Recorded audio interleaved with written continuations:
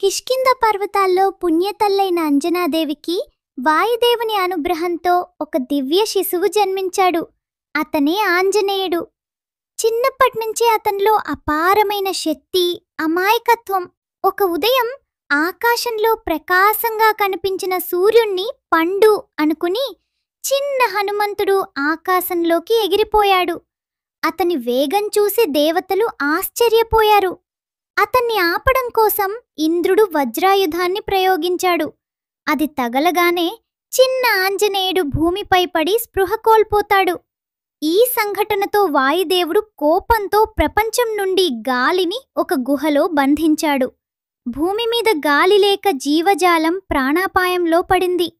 అప్పుడు దేవతలందరూ వాయుదేవుణ్ణి శాంతిపరచడానికి దేవతలందరూ వచ్చి ఆంజనేయుడికి మహావరాలు ప్రసాదించారు. అజేయ శరీరం, అపార బలం, వేగం, విద్య, యోగశక్తి, దేవభాషలపై పట్టు. అతను దేవతల ప్రియభక్తుడయ్యాడు. కాలం గడిచింది. ఒకరోజు రాముడు లక్ష్మణులను కలుసుకున్నప్పుడు ఆంజనేయుడి జీవితం మారిపోయింది. రామభక్తిగా జన్మించిన అతని హృదయం రామసేవలో వికసించింది. సీతమ్మ కోసం సముద్రం దాటడం, లంకలో తన శౌర్యాన్ని చూపించడం, రామునికి అపారమైన భక్తితో సేవ చేయడం, ఇవన్నీ అతని మహోన్నత గాథలో శాశ్వతంగా నిలిచిపోయాయి. ఆంజనేయుడు మనకు ఒకే సందేశం చెప్తాడు: భక్తి ఉంటే అసాధ్యం అన్నది లేదు. శక్తి ఉన్న వినయం మన నిజమైన బలం.